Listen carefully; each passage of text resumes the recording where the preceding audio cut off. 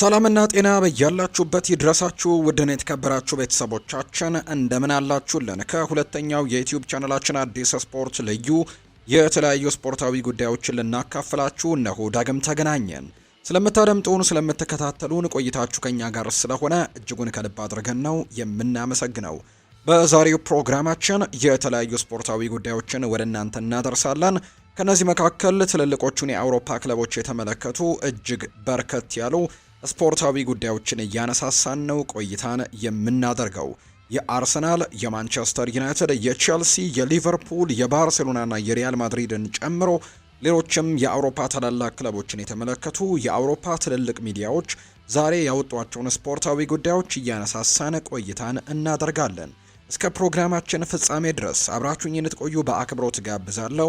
ለቻናላችን አዲስ ከሆናችሁ ሰብስክራይብ ማድረጋችሁን አትርሱ። ቪዲዮአችንንም ላይክ እያደረጋችሁ አብራችሁኝ እንድትቆዩ በአክብሮት ጋብዛለሁ። ከመሸጋገሪያ በኋላ በድጋሚ ተመልሰን እንመጣለን። አብራችሁኝ ቆዩ።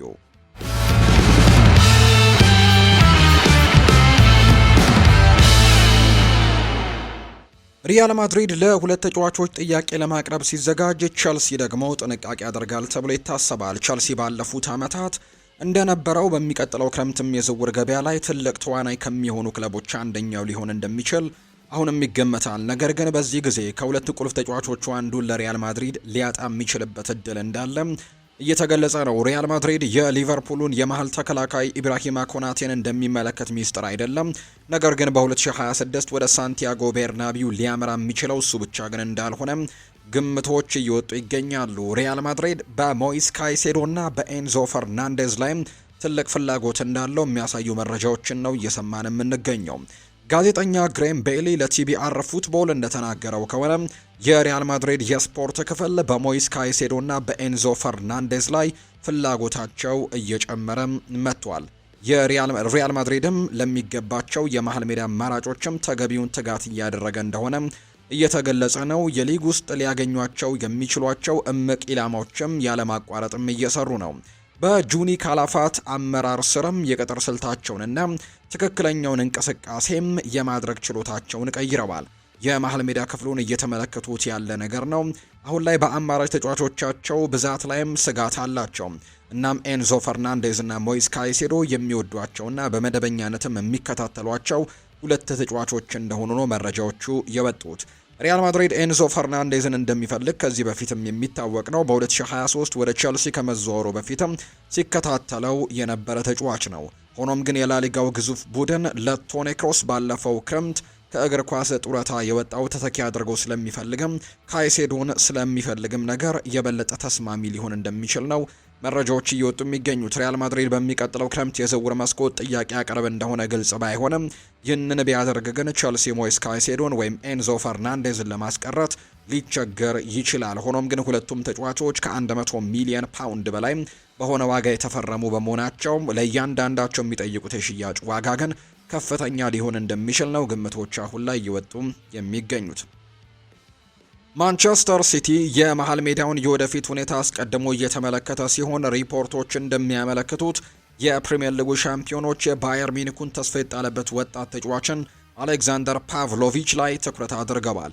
ገና የ22 ዓመት ወጣት የሆነው ጀርመናዊው አማካይ በአውሮፓ ውስጥ በጣም እጅግ ድንቅ ከሆኑ ተሰጥኦዎች መካከልም አንዱ ሆኖ ብቅ ብሏል። እናም ሲቲ ለሮድሪ የረጅም ጊዜ ተተኪ ሊሆን እንደሚችልም ለከቼንድ ኦፍሳይድ ምንጮች ተናግረዋል።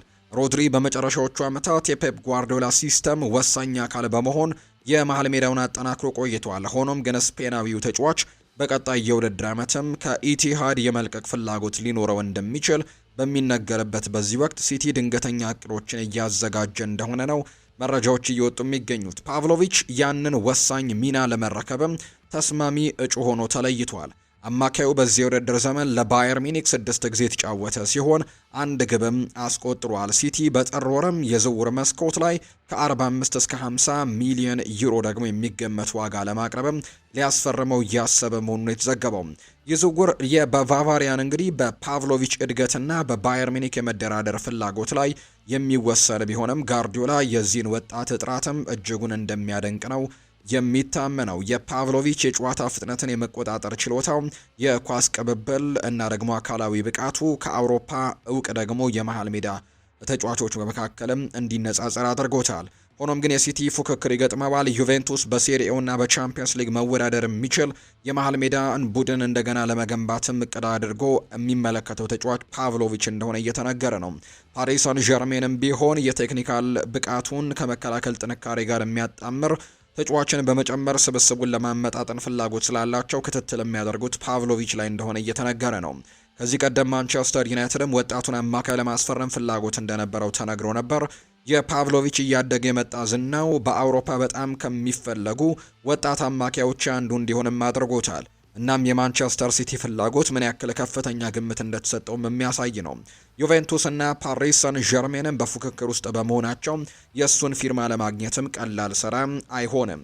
ሆኖም ግን ሲቲ ተጫዋቹን ለማስፈረም ከቻለ የመሃል ሜዳውን የወደፊት ለማዘጋጀቱም በላይ የጓርዲዮላ የሀገር ውስጥና የውጭ የበላይነትንም የመጠበቅ ራዕይን እንዲያጠናክርለት ያደርጋል ተብሎ ነው የሚጠበቀው። የማንቸስተር ዩናይትድ አሰልጣኝ ሩበን አሞሪም የውድድር ዘመኑ በተቀላቀለ መልኩ ከጀመሩ በኋላ በኦልትራፎርድ ስላለው የወደፊት ህይወቱ የሚነሱ ጥያቄዎች እየጨመሩ መጥተዋል።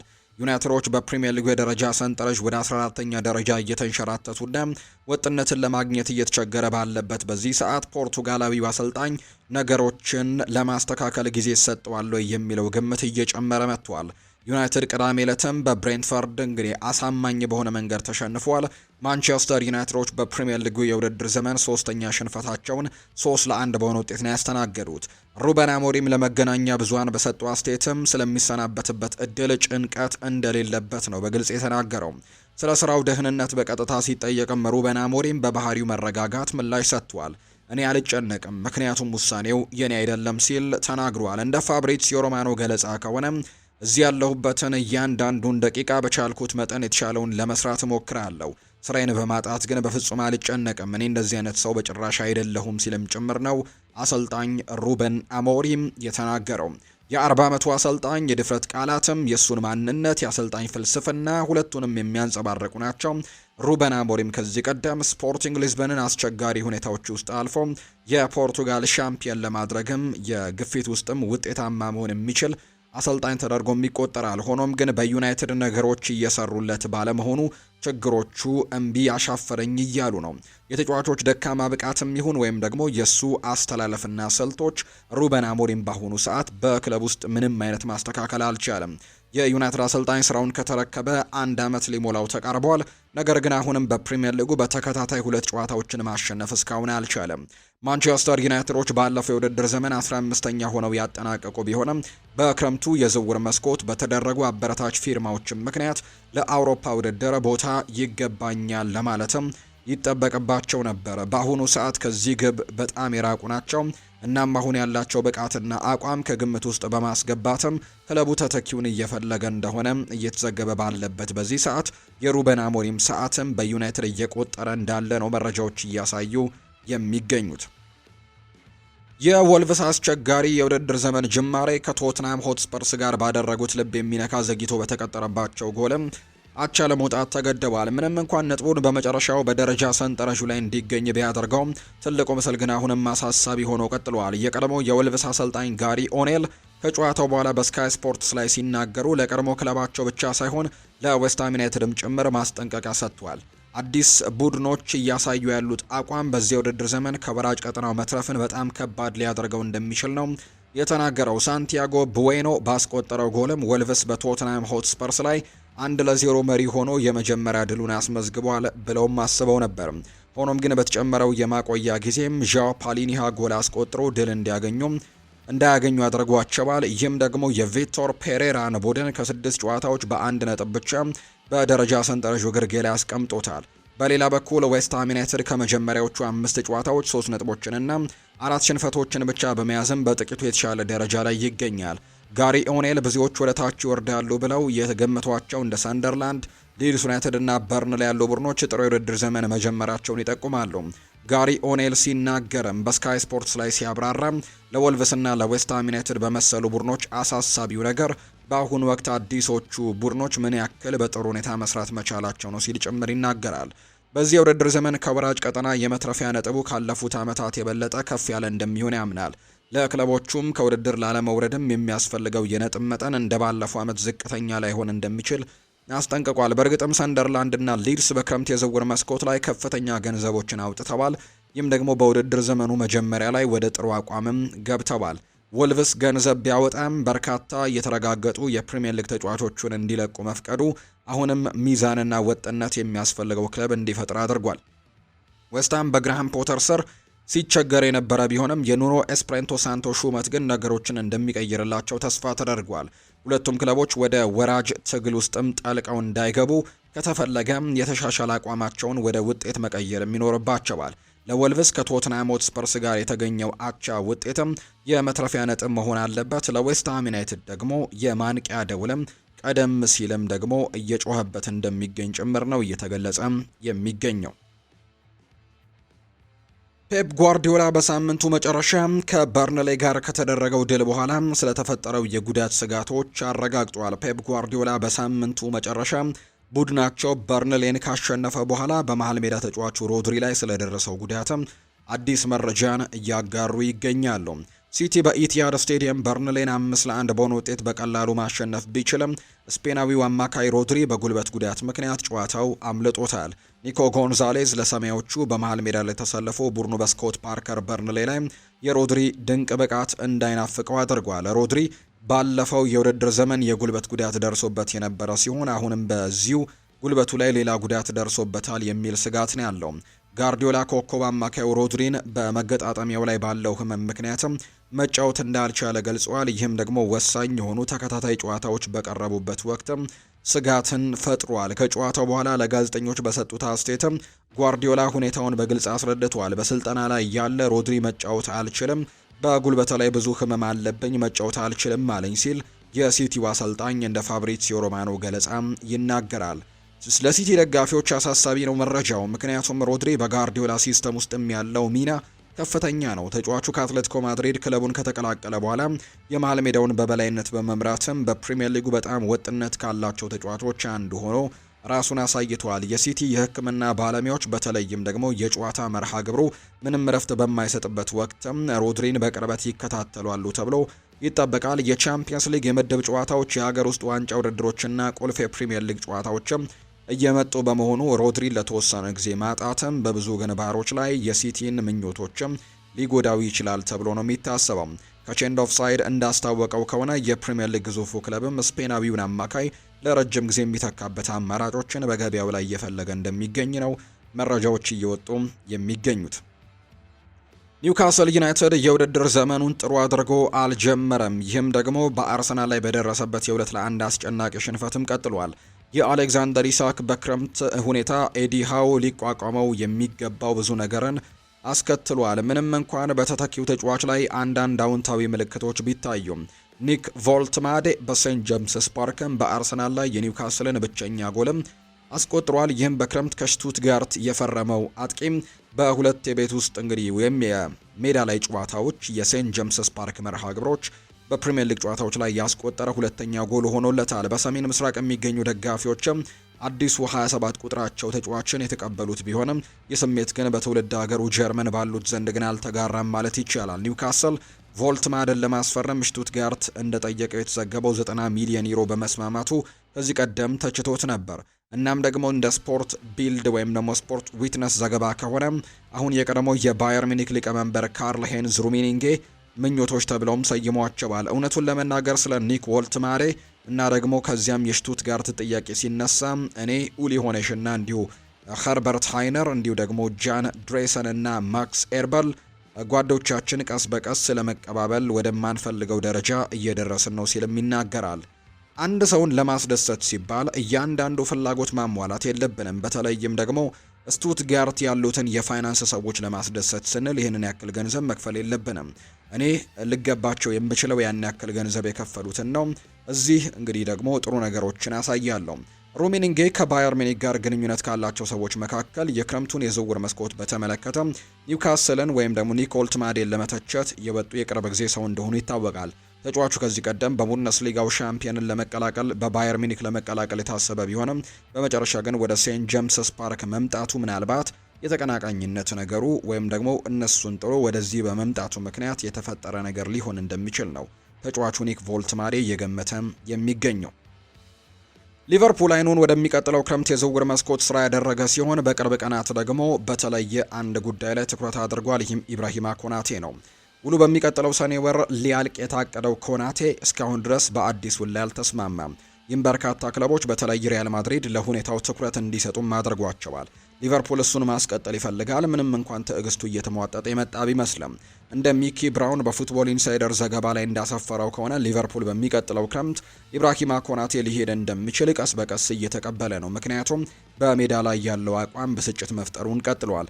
ሊቨርፑል ኢብራሂማ ኮናቴ እንዲለቅ እየተዘጋጀ ነው ተብሎ ተነግሮኛል። በእርግጥም ተተኪ ማስገባት አለባቸው፣ ምክንያቱም ከኋላ አጭር ሆኖ መቅረትም አይፈልጉም። ነገር ግን እሱን መተካት ከቻሉ ደግሞ እንዲሄድ በመፍቀድም ደስተኛ ናቸው ተብሎ ይታሰባል። ይህም ደግሞ በክረምቱ ማርክ ጉሂን ለማስፈረምም ባደረጉት ጥረትም ግልጽ ሆኖ የታየ ነው። እሱን ለቨርጂል ቫንዳይክ አዲስ አጋርም አድርገው ማርክ ጉሂን ለማምጣትም ፍላጎት አላቸውና በአጠቃላይ ሊቨርፑል የዚህን ተጫዋች ተተኪ ማግኘት የሚችሉ ከሆነ ለመልቀቅ ዝግጁ ናቸው። በግልጽ እንደሚታየው ከሆነ ማርክ ጉሂንም ማስፈረም አልቻሉም። ስለዚህ ደግሞ ኢብራሂማ ኮናቴ አሁን ለነሱ በጣም አስፈላጊ ተጫዋች ነው። እናም ደግሞ ስህተቶችን እንዲሰራ መፍቀድም አይችሉም። በአቋሙ ከጨዋታ እንግዲህ በጣም የራቀ ስለነበር በአሰልጣኙ ከክሪስታል ፓላስ ጋር በተደረገው ጨዋታ በኋላ በሱ ላይ በጣም ተናዶ ነበር ተብሎ ይገመታል። እናም ደግሞ እሱ የሚፈልጉት ይህንን አይደለም። ለሊግ ዋንጫና ለሌሎች ዋንጫዎች ለመወዳደር ከፈለጉ እያንዳንዱ ተጫዋች ወጥነት ያለው መሆን እንዳለበት ይሰማቸዋል። ከኢብራሂማ ኮናቴ ጋር ያላቸው ችግርም ይህ ነው። አጥቂ ያስፈልጋቸው ነበር። በአሌክዛንደር ኢሳክ ላይ 125 ሚሊዮን ፓውንድ አውጥተዋል። አማካይ ይፈልጉ ነበር። በፍሎሪያን ቨርትስ ላይ 110 ሚሊዮን ፓውንድ አውጥተዋል። አሁን ደግሞ የማል ተከላካይ ይፈልጋሉ። የጥር የዝውውር መስኮት ሲከፈት አንድ ሰው ለማምጣት ጥረት ያደርጋሉ ተብሎ ይጠበቃል። እናም ያ ደግሞ ኢብራሂማ ኮናቴ እንዲሄድ ምናልባትም ወደ ሪያል ማድሪድ እንዲዘዋወርም መንገዱን ይከፍትለታል። ኢብራሂማ ኮናቴ በብዙዎች ሰዎች እንደሚጠበቀው በማርክ ጉሂ የሚተካ ከሆነ በሚቀጥለው ክረምት አንድ ነጻ ተጫዋች መውጣትና አንድ መግባት ሊያደርጉ ይችላሉ። በዚህ ደረጃ ሊቨርፑል ያ ከተሳካለት ደስተኛ ሊሆን እንደሚችል ጭምር ነው መረጃዎቹ እያሳዩ የሚገኙት። ማንቸስተር ዩናይትድ አሰልጣኝ ሩበን አሞሪምን በአስቸኳይ እንዲያባረር ተጠየቀ። ማንቸስተር ዩናይትድ በአሰልጣኝ ሩበን አሞሪም አመራር ስር መቸገሩን የቀጠለ ሲሆን ቡድናቸው በሳምንቱ መጨረሻ ዳግም ተሸንፈዋል። ማንቸስተር ዩናይትዶች ከ6 ጨዋታዎች በኋላ በፕሪሚየር ሊጉ 14ኛ ደረጃ ላይ የተቀመጡ ሲሆን ከጋራባው ካፕ ዋንጫም ተሰናብተዋል። አሞሪም በኦልትራፎርድ ስላለው ሁኔታም ዘና ያለ መሆኑ የቀጠለ ሲሆን በተቻለ ፍጥነትም ከኃላፊነቱ እንዲነሳ ጥሪ የሚያቀርቡ ድምጾች ግን እየጨመሩ ነው። የቀድሞ የማንቸስተር ዩናይትድ ስካውት ሚኪ ብራውን ሩበን አሞሪም እንዲባረር ከሚጠይቁት መካከል አንደኛው ሲሆን ለፉትቦል ኢንሳይደርም እንዲህ ሲል ነው የተናገረው። ብዙ ሰዎች ሩበን አሞሪም ተስፋ ቆርጠውበታል። ይህ በደጋፊዎች ዘንድ በገለልተኛ ሰዎች ዘንድ ያለ ሁኔታ ነው። እናም ደግሞ ስህተት መሆኑን ለማረጋገጥ ምንም ነገር እያሳየ ስላልሆነ በአንዳንድ የሰራተኞቹ ዘንድም እንደዚያ መሆኑን አልጠራጠርም። የእሱ ጋዜጣዊ መግለጫዎች እንኳን ምንም አይነት እምነት ወይም ደግሞ ተስፋ አይሰጡም። ካሸነፈ በኋላ እንደተሸነፈ ሁሉ የተጨነቀ ነው እና ሁልጊዜም ችግር ያለ ይመስላል ሲልም ነው የተናገረው። በሜዳው ላይ ተመሳሳይ ስህተቶችን ደጋግሞ ይሰራል፣ ነገር ግን ውጤት እንደማያመጣ ተረጋግጦ እያለ በዚህ የአጨዋወት ስልት ላይ አጥብቆ ቆይቷል። በእርግጥም ተጫዋቾችን መውቀስ ይቻላል፣ ነገር ግን የሚያስፈልጋቸውን ተጫዋቾች እንዲያስፈርምም በዝውውር ገበያው ላይ ብዙ ገንዘብ ተደግፎ ነበር። ሆኖም ምንም መሻሻል ግን አልታየም። በዚህ ደረጃ ለሱ የመመለሻ መንገድም የለም። ቦርዱ እሱን ለመደገፍ ቢወስንም እንኳን ምክንያቶቹ ነገሮችን እንደማይለውጡ ግልጽ ሆነዋል። ማንኛውም ውሳኔ ለጊዜው ማዘግየት ማለት ወደፊት በሆነ ወቅት ላይ ማድረግ አለባቸው ማለት ነው። ምክንያቱም በትክክል እዚያ ስራው አልቋል፣ ሊያስተካክለው በጭራሽ አይችልም።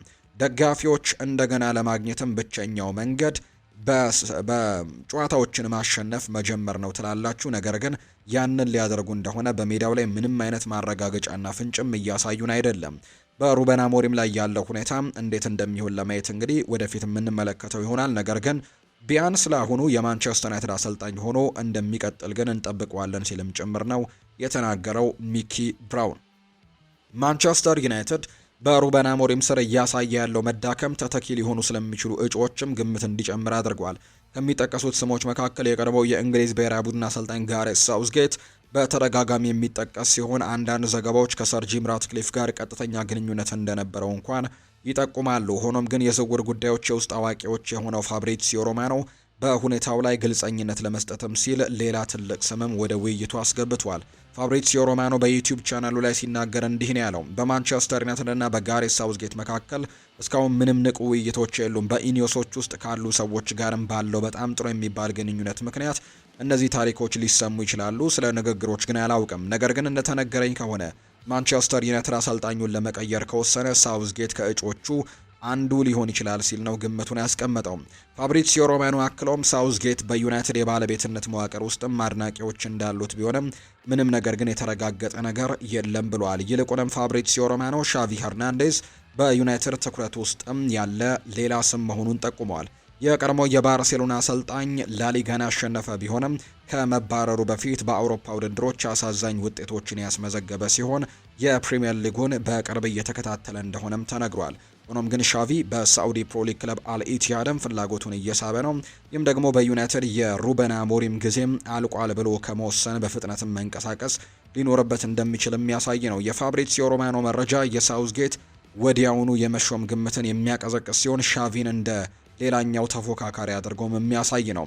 ለአሁኑ ሩበን አሞሪም ኃላፊነቱን እንደያዘ ቢቀጥልም የዩናይትድ ደካማ አቋም ግን የእሱን ተተኪ በተመለከተ ያለውን ውይይት እንደማያጠፋው ያመለክታል። ሳውዝጌት ሻቪ ወይም ሌላ እጩ ይሁን አለመተማመኑ የሚያሳየው ዩናይትድ የውድድር ዘመናቸውን ለማዳን በሚሞክሩበት ጊዜ ትክክለኛ ውሳኔ ለማድረግ ምን ያክል ግፊት እንዳለበት ነው የሚያሳየው ሲልም ጭምር ነው የተናገረው። ቸልሲ በውድድር ዘመኑ በጥሩ ሁኔታ የጀመረ ቢሆንም በቅርብ ሳምንታት ውስጥ ግን አቋሙ ወርዷል። አሁን ባሉበት 5 ጨዋታዎች አንድ ድል ብቻ ነው ያስመዘገቡት። ያ ብቸኛ ድልም በካራባው ካፕ ሊንከልን ሲቲን በፍጹም አሳማኝ ባልሆነ መንገድ ማሸነፋቸው ነው። በዚህ ደካማ አቋም ምክንያት ስለ አሰልጣኝ ኤንዞ ማሬስካ ቦታ የሚነሳው ወሬ እየጨመረ ነው። ምንም እንኳን የክለቡ አመራሮች ድጋፍ አሁንም ቢኖረውም ይህም በቅርቡ ሊለወጥ ግን ይችላል። እንደ ፉትቦል ኢንሳይደር ዘገባ ከሆነ ሚኪ ብራውን ኤንዞ ማሬስካ የቸልሲን አቋምና እድል ካላሻሻለ በቅርቡ ከፍተኛ ጫና ውስጥ እንዲወድቅ ነው እየተነገረ የሚገኘው። ከ5 ጨዋታዎች አንድ ጨዋታ ማሸነፍ ለየትኛውም የቸልሲ አሰልጣኝ በቂ አይደለም። አንዳንድ ጊዜ በውድድር ዘመን ውስጥም እነዚህ አይነት ተከታታይ ደካማ አቋሞች ያጋጥማሉ። በተለይ ደግሞ በሳምንት ከአንድ በላይ ጨዋታ ሲጫወቱ በድንገት 3 ወይም ደግሞ 4 ጨዋታዎችን በጥቂት ጊዜ ውስጥም ተሸንፈው ታገኛላችሁ ሲልም ጭምር ነው ሀሳቡን እየሰጠ የሚገኘው። ከዚያም አሰልጣኙ ይህንን አቋም መውረድ ብቻ እንጂ የሚያሳስብ ችግር አለመሆኑን ማረጋገጥ ኃላፊነት አለበት። የቸልሲ የመከላከል ክፍልም በቂ እንዳልሆነ ለረጅም ጊዜ ስንናገር ቆይቻለሁ። ተጋላጭ ናቸው። በሚገባ መከላከል ካልቻልክ ደግሞ ጨዋታዎችን ማሸነፍ አትችልም። እናም ደግሞ ያ ትልቅ ችግር ነው። ተጫዋቾቹ በቂ አይደሉም ብዬ አስባለሁ። ነገር ግን በተመሳሳይ ጊዜ አሰልጣኙ ነገሮችን ማደራጀትም ይኖርበታል። ከቸልሲ የባሰ ተከላካዮች ያሏቸው የፕሪሚየር ሊግ ቡድኖች ያሉ፣ ነገር ግን እነሱ በተሻለ ሁኔታ ይከላከላሉ። ስለዚህ አሰልጣኙ ያንን ማስተካከል ካልቻለም ከባድ ጥያቄዎች ይጠየቃል። እናም ደግሞ በሱ ላይ አንዳንድ ጥያቄዎችም እየተጠየቁ ይመስለኛል። ይህንን አቋም በፍጥነት ማስተካከል ካልቻሉና ያ ደግሞ ከ5 ውስጥ ደግሞ አንድ ድል ወደ 6፣ 7 እና ከዚያ በላይ የሆነ ከሄደ ጠንካራ ቦታ ላይ ነው ወይስ ደግሞ አይደለም ብሎ መጠየቅ ይጀምራል። በቸልሲ አመራሮች ዘንድም እንዲሆን እንደማይፈቅዱ ገምታለሁ። ቸልሲ ማክሰኞ ዕለት ማለትም ዛሬ ቤኔፊካን በማስተናገድ ወደ አውሮፓ ቻምፒየንስ ሊግ ጨዋታዎች ይመለሳል። ከዚያም በሳምንቱ መጨረሻ ሊቨርፑልን በስታንፈርድ ብሪጅ ያስተናግዳል። በኤንዞ ማሬስካ ዙሪያ ያለው እርግጠኛ አለመሆንን ለማቃለልም ቢያንስ አንዱን ጨዋታ ማሸነፍ ያስፈልጋቸዋል ተብሎ ነው የሚጠበቀው። ሊድስ ዩናይትድ ወደ ፕሪሚየር ሊጉ ከተመለሰ በኋላ በጣም ተስፋ ሰጪ ጅማሩን አድርጓል። እናም ከወዲሁ በጥር ወርም የዝውውር መስኮት ላይ ቡድናቸውን ለማሻሻል እያሰቡ ነው። ይህም መቆየታቸውን ለማረጋገጥ ወሳኝ ሊሆን ይችላል። ከ6 ጨዋታዎች በኋላ ሊድስ በፕሪሚየር ሊጉ የደረጃ ሰንጠረዥ 11ኛ ደረጃ ላይ የተቀመጠ ሲሆን ይህ ደግሞ የውድድር ዘመናቸውን እስካሁን እንዴት እየሄደ እንደሆነ ትክክለኛ ነጸብራቅ ነው። አንዳንድ ጊዜ በጣም ጥሩ ሆኖ ቢታዩም አንዳንድ ደካማ ጊዜያቶችም ነበራቸው። በተለይም ስለ ሊድስ የአጥቂ ኃይል ስጋቶች ያሉ። ምንም እንኳን በመጨረሻዎቹ 2 ጨዋታዎች ላይ ያስመዘገቡት 5 ጎሎች ወልቭስን 3-1 ቦርንመዝ ጋር 2-2 እነዚህ ስጋቶችን ቢያቀዘቅዙም ሆኖም ግን በጥር ወር ሊፈታ የሚችል አካባቢ ነው። እናም የኢላማ ተጫዋቾቻቸውንም ቀድመው እየለዩ ነው። እንደ ደቡብ አሜሪካ ዘገባ ከሆነ ሊድስ ዩናይትድ በኢንተርናሽናል ክለብ የሚጫወተውን የ20 ዓመቱን የክንፍ አጥቂ ጉስታቮ ፓራዶን ይፈልገዋል። የብራዚሉ ክለብ የመቋቋም አቅምን ለመፈተንም በጥር የዝውውር መስኮት ላይ 17 ሚሊዮን ፓውንድ የሚያቀርብ ጥያቄም እያዘጋጀ መሆኑ ነው የተጠቀሰው። ክለቡ ግን ተጫዋቹን 51 ሚሊዮን ፓውንድ የመልቀቂያ አንቀጽም ስላለው እንግዲህ ምናልባት ሊጠብቀው ይችላል። ጉስታቮ በአሁኑ ወቅት በቺሊ ለሚካሄደው ከ20 ዓመት በታች የዓለም ዋንጫ ብራዚል ብሔራዊ ቡድን ላይ ለመጫወት ላይ ይገኛል። እናም ሊድስ የእሱን አቋም ለመከታተልም ስካውቶችን ልኳል። ከመክፈቻው ጨዋታ ከሜክሲኮ ጋር በመጀመር 61 ደቂቃዎችን ተጫውቷል። እናም ጎል ባያስቆጠረም በሀገሩ ብሔራዊ ቡድን ውስጥ ግን ብዙ ከፍተኛ ዋጋ እንዳለው ያሳያል። ሊድስ በጥር ወር አዲስ የክንፍ አጥቂ መፈለጉ አስገራሚ ሊሆን ይችላል። ነገር ግን የክረምቱ ፈራሚ ኖህ ኦኮፎር ከኤሲ ሚላን ከተቀላቀለ በኋላ ዳንኤል ፈርከን ማስደሰት ባለመቻሉ ክለቡ ተጫዋቹን ለማስፈረምም የሚያደርገው ጥረት መሰረት አለው። ለአሁኑ ለፓራዶ ወይም ደግሞ ዝውውር አይደረግም የሚለው ጉዳይ ላይ ጥረት ለማድረግ ይሞክራሉ ተብሎ እንደሚታሰብ ነው መረጃዎች እየወጡ የሚገኙት። ቶተንሃም ሳቪኒሆ ላይ ፍላጎት እንዳለው ሚስጥር አይደለም። በቅርቡ በነበረው የክረምት የዝውውር መስኮትም ለማስፈረም ሞክሮ ነበር። ሆኖም ግን ተጫዋቹ ከአዲሱ ኮንትራት ጋር በተያያዘ ከማንቸስተር ሲቲ ጋር ስምምነት ላይ ደርሷል ተብሎ በመዘገቡ ምክንያት ለወደፊቱ ስምምነት የነበረው ማንኛውም ተስፋ እየጠፋ ይመስል ነበር። ነገር ግን ይህ እውነት ላይሆን እንደሚችል እየተገለጸ ነው። ሳቪኒዮ በሰሜን ለንደን የበለጠ ጎልቶ የመታየት እድል እንደሚኖረው በማመን በክረምቱ ወደ ቶትናም የመዞር ፍላጎት ነበረው።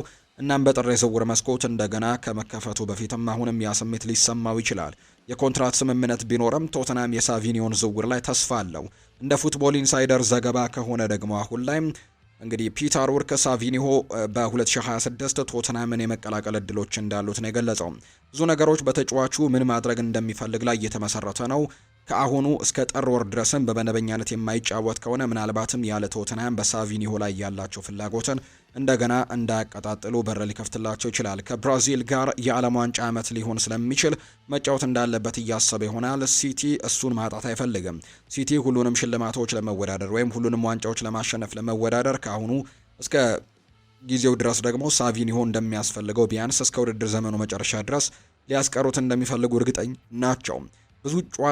ብዙ የጨዋታ ጊዜ እንደሚያገኝም እርግጠኛ ነኝ። ነገር ግን ስፐርስ በሲቲ ያለውን ሁኔታ መከታተሉን እንደሚቀጥልም በእርግጠኝነት መናገር ይቻላል። ሳቪኒዮ ለቶተንሃም ከፍተኛ ደረጃ ያለው ፈራሚ እንደሚሆን ምንም ጥርጥር የለውም። እናም ደግሞ እሱ በመደበኛነት ቋሚ ተጫዋች የመሆን እድሉ ሰፊ በመሆኑ በቶማስ ፍራንክ ቡድን ውስጥም ለሱ የተሻለ የተረጋጋ አካባቢ ሊሆን ይችላል። ወደ ብራዚል የዓለም ዋንጫ ስብስብ ውስጥም ለመግባት ያለመ ስለሆነ በጥር ወር ዝውውሩን ለማድረግ ሊፈልግም ይችላል ተብሎ ነው የሚታሰበው። ውድና የተከበራችሁ ቤተሰቦቻችን ለዛሬ ከሁለተኛው የዩቲዩብ ቻናላችን አዲስ ስፖርት ልዩ የያዝንላችሁ ስፖርታዊ ጉዳዮቻችን እነዚህን ይመስላሉ። ስላደመጣችሁን፣ ስለተከታተላችሁን ቆይታችሁ ከኛ ጋር ስለነበር እጅጉን ከልብ አድርገን ነው የምናመሰግነው። ፏርባሩ ፕሮግራሙን እየመራው ከእናንተ ጋር ቆይታ ያደረኩኝ። በቀጣይ ፕሮግራሞቻችን ሌሎች ስፖርታዊ ጉዳዮችን አካተን በድጋሚ የምንገናኝ ይሆናል። መልካም ጊዜ፣ መልካም ደግሞ ቀን እንዲሆንላችሁ ነው በአክብሮት የምመኘው።